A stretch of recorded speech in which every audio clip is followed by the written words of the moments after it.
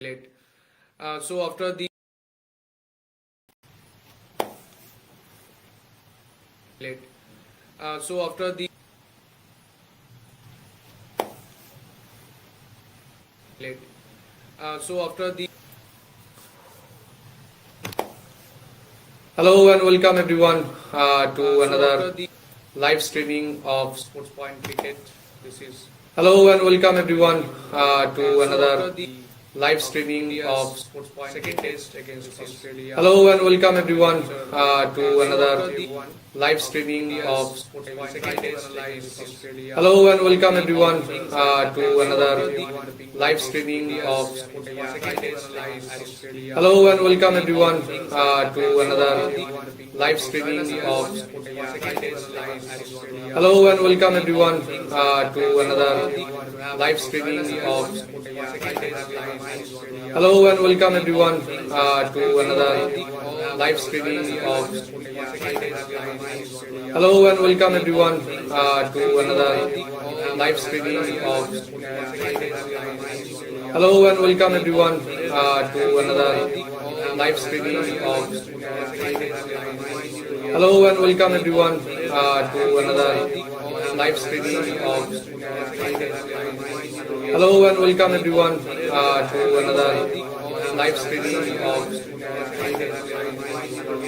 welcome everyone to another live streaming of Sports Point second test against Australia. Hello and welcome everyone to another live streaming of Sports Point second test against Australia. Hello and welcome everyone to another live streaming of Hello and welcome everyone to another live streaming of Hello and welcome everyone to another live streaming of Hello and welcome everyone to another live streaming of Hello and welcome everyone to another live streaming of Hello and welcome everyone to another live streaming of Hello and welcome everyone to another live streaming of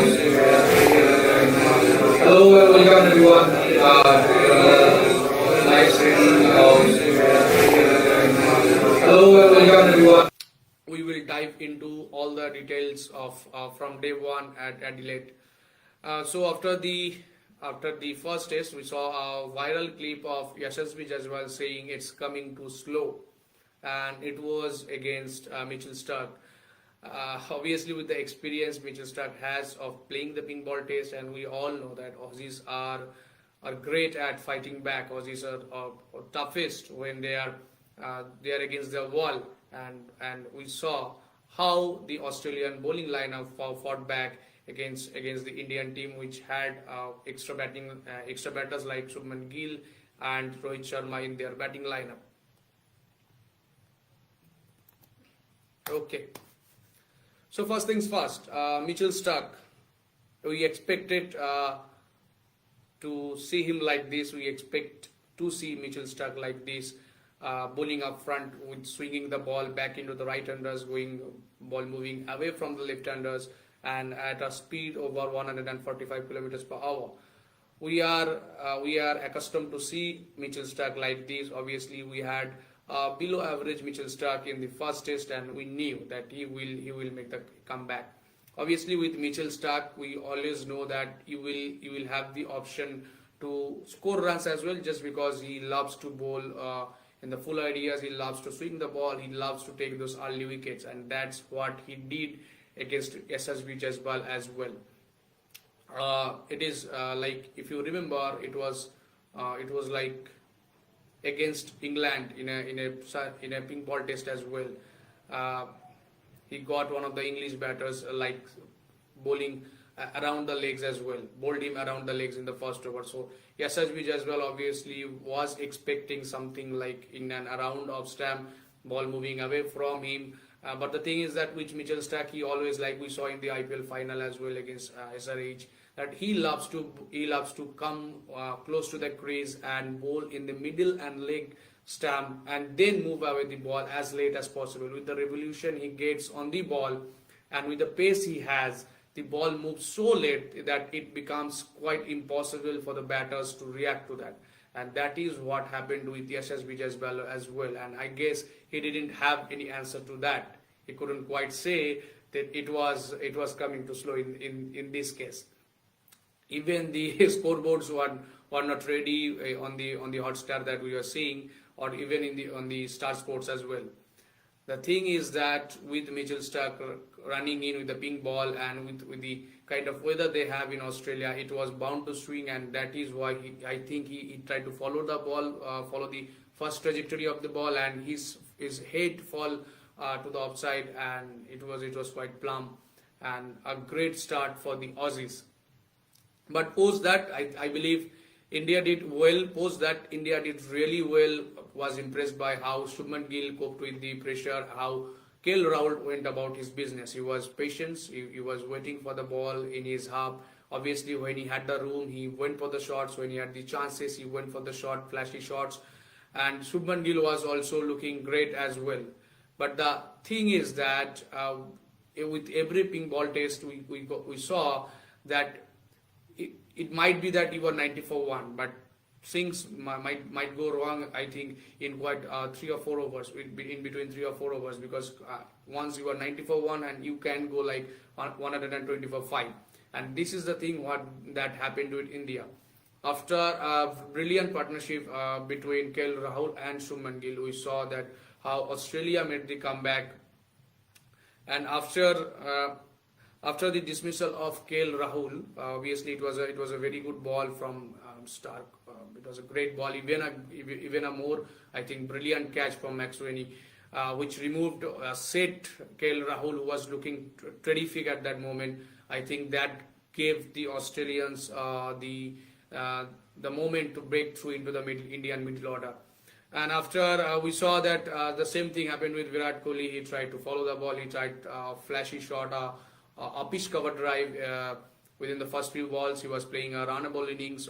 Already had got a boundary, and he was trying to follow the ball. He was trying to have the connection between bat and ball, and that is what happened in the first test as well. We saw in the first innings of the first test, he tried to follow the ball. He tried to go with the ball, and that is what allowed Mitchell Starc to get the big wicket of Virat Kohli.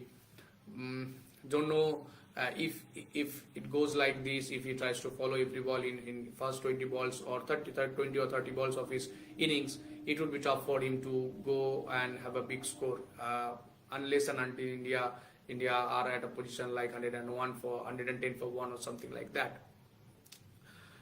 Post Kohli's wicket, we saw, just like I was saying, that in pink ball test you will have a moment like you are 50 for 1 and you can suddenly go to like 60 for 4 or something like that, and that is what happened with India. Scott Boland is someone who is very good with his line and length. He's someone like he is a like replacement for Josh Adelaide, I believe, because he is not a big swinger of the ball, but he nibbles the ball. He with just like I think I believe we saw with Stuart Broad as well. He's someone who loves to seam the ball. Like he uses the scramble seam. He will hit the length. He will hit the right areas and let the ball have his talk. Just because he is so impeccable with his line and length on and around that off stamp, you never know that if it is coming in or if it is moving away. And for him, with the length he bowls at, he doesn't have to move the ball away. Even if it straightens in, it might get you the nick as well. So with that, we saw after Shubman Gill's dismissal with the incoming delivery that pitched in and around off stamp and came back sharp, we knew that it would be tough for India to get together all the I think bring a good first inning score. But with Rishabh Pant and Rohit Sharma in the middle, Pant is someone who has always fought back in those situations. Pant is someone who loves to play in those situations. He loves to counter-attack the bowlers. He loves to take on the bowlers, and he tried to do that. But with the dismissal of Rohit Sharma right after Shubman Gill, I believe it was tough for him as well. With Indian captain Rohit Sharma being back at his middle order position. We all thought that he might play a long innings. He will get a chance to, I think, get settled without the ball moving in and around. But again, with Scott Boland, we knew that he will try to trap him on the wicket, and that is what happened with him as well. He was stuck in the crease. Ball came back. He wasn't committed on the front foot as well. The ball came back sharply, and it was. We all knew that it would be tough for Rohit Sharma to face that kind of bowling from Boland as well. This is the 11th innings, I believe, Rohit Sharma has played, and in 2024, and he has got only a 50. And I believe, if I'm not wrong, he has not played more than 20 balls in most of those innings. So it is a concerning thing for Indian cricket team fans, and it is also a concerning thing for Indian team management, because if player like Rohit Sharma is not able to play at least 20 balls in a test innings, it is concerning thing for the whole Indian cricket fraternity. Some are saying that it might be the end this Australian tour. If India do not qualify for the WTC final, it might be the end for Rohit Sharma as a test player as well. He has not looked good. He has not looked confident enough to come on the front foot or be more proactive against a better bowling lineup in tough conditions. But the most positive thing for India was how Ashwin tried to bat. Obviously, Ashwin is someone has always been left out in away tours in important test matches, just because team management always felt like Ravindra Jadeja was a better batter, or even in the first test we saw that they felt that Washington Sundar was a better batter than Ravichandran Ashwin. But what he tried to do against Stark, and all the even against Cummins as well, that he tried to score runs, because he knew that surviving against that pink ball with Stark and Cummins bowling nearly about 90 miles per hour, it would be tough for him to survive. So what he did, he tried to score runs, he tried to take the scoreboard going, and obviously Nitish Kumar Reddy is someone who has impressed one and all. Obviously, it was like everyone was saying that will he be able to cope up with the Australian pressure? Will he be able to, with a first class average of only 21, playing for a team like Andhra Pradesh? Was he a good replacement of someone like Hardik Pandya in that lower middle order in Test cricket? But he's someone, like I have always said, that with IPL you get the courage. With players like Nitish Kumar Reddy already playing in front of 50,000 people, playing in big tournaments like IPL, playing in the finals against bigger teams, it always gives you courage. It always gives you the confidence to be successful in international arena, and that is what we are seeing with someone like Nitish Kumar Reddy. That shot against Boland, and obviously that shot against Mitchell Stark over the cover, that 6 over the cover, is something I think every Indian fan will cherish for a long time. 42 from 54 balls with 3 sixes and 3 boundaries with the tail, with Mitchell Stark, I think, bowling at around 150 kilometers per hour. It was great to see how Nitish Kumar Reddy handled that innings. Obviously, if he had got the support he had needed, India could have gone for I think over 200 as well. But the thing is that with that on that wicket, Adelaide wicket, is 180 good enough? Was it good enough from the batters? If the batters did, I think as I believe, that was not a 180 run wicket. India, I think that was a pitch that easily could have gone over 250 or even get close to 300. That would have set the Indian bowlers, obviously would have given them the amount of runs they would have needed to bounce back in this test match. But obviously we saw how Australian bowlers were aggressive with their lengths. They were swinging the ball. They were up front bowling in the fuller areas. from the start and try to swing the ball. Then with Cummings, we saw how he got rid of Rishabh Pant with short bowling. They were aggressive from the ball one. They were attacking the stumps from the ball one, and with a replacement like Scott Boland, we always knew that he would not go for. He would be someone who would try to attack the stumps as well. So that was a perfect combination of bowling lineup for them with Stark, Cummings, and Boland. I think taking all the 10 wickets for the Aussies. Now the thing is that India easily could have got over 250 if that collapse that happened after KL Rahul's dismissal wouldn't have taken place. We expect players like Virat Kohli and Rohit Sharma, who I think is traveling Australia for the 5th or the 6th time. We expect them to play this kind of against this kind of bowling lineup and obviously get success as well. Now coming to India's bowling, if Rishabh Pant would have caught that was a top catch obviously of Max Sweeney, but Bumrah did bowl well. He bowled a long spell, like a 6-over spell in his first spell, but I believe if India had someone like Mohammad Shami, the pressure would have been from both the end. Labuschagne is someone who again tried to play a lot of dot deliveries, try to settle in with a lot of balls leaving, try to settle in with playing more balls like he used to do. He was on duck after 17 balls.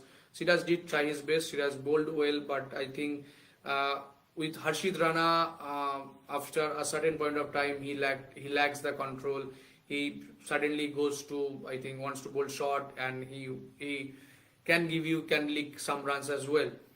Though with 13 runs from 11 overs from Jasprit Bumrah, he was again world class bowling from Indian vice captain. But with Harshit Rana and Mohammad Siraj bowling, and both Max Sweeney and Labuschagne not looking for runs, just wanted to survive the whole last session.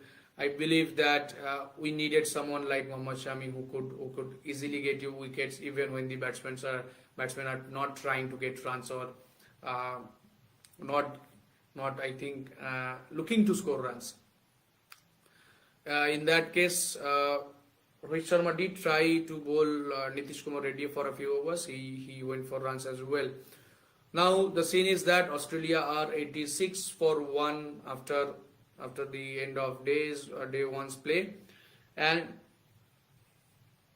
the thing will be that how India bowls on the second day. The first session of the second day would be as important as the twilight session as well. With Jasprit Bumrah, we believe that if, like I have already said, with pink ball test, with any day-night test, things like it is Australia can be 86 for 1, looking confident, looking good, but it can be like they are 120 for 4 or 120 for 5 if Indian bowlers can get into the group. For that, Jasprit Bumrah will need the support. For that, Mohammad Siraj and Harshit Rana will have to stick to the line like what Scott Boland did for Australia. Like when you have someone like Jasprit Bumrah or Mitchell Starc getting wickets from the other end or keeping the batsman in check, you need to be a partner like Scott Boland who can bowl in that line, who can bowl in that channel, and then see what happens with the pink ball, because the pink ball moves for a bit longer time. In that case, you can jag in swinger and get anyone trap in front of the wickets as well. So with Jasprit Bumrah, like Siraj says, we believe in Jasprit Bumrah. I believe that he would be important for India on the first session of day 2. I believe later in the innings, Ravichandran Ashwin can also be someone who would hold an importance in this test match. With Ashwin bowling from the other end, I think Rohit Sharma will be able to rotate the pace bowlers, will be able to give Jasprit Bumrah rest. He has already bowled like 11 overs today. Siraj has already bowled 10 overs. So with Ashwin from the other end, bowling from the other end, he will be able to rotate the bowlers, because with Nitish Kumar Reddy, I think he will be only used when to change the bowlers, to rotate the bowlers. And if he is going for runs, I think someone like Ravichandran Ashwin, who can be tight with his lanes, and obviously with the if they can get McSweeney and Labuschagne out quickly, they will have a few left-handers there as well for Ravichandran Ashwin. So it is not all over for India. India can certainly come back with the bowling lineup we have, and obviously with Jasprit Bumrah, I believe we can come back at any time in any test matches. So that was all about India's first day against Australia in the pink ball test. An important day coming ahead tomorrow. We'll be bringing you all the live updates. Obviously, we will do a live blog as well on our website. You can follow our website as well. It's sportspoint.com, sportzpoint.com. We have a newly made website. You can check the design of the website as well, and I think within a few weeks we'll have the scoreboards enabled on our website as well, so you guys can check that as well. This live stream will also be posted on our YouTube. We do content for YouTube as well. You can follow and subscribe us on YouTube too. You can go on YouTube and search for Sports Point. And other than that, we are also on Twitter and Instagram. You can follow us there as well. If you like the content, you can share it with someone you believe that who might like this content. You can follow us and leave comment on our analysis. We'll try to do every day bring you all the analysis of the test match throughout the test match, and obviously throughout the series as well. And later in this week we will also bring you updates of the Syed Mushtaq Ali pre-quarter finals and quarter-finals updates as well, when Bengal take on Himachal Pradesh in the first pre-quarter final. Thank you everyone. Thank you for joining, and that's it for tonight. We'll bring you live updates and obviously analysis tomorrow as well. See you. Good night.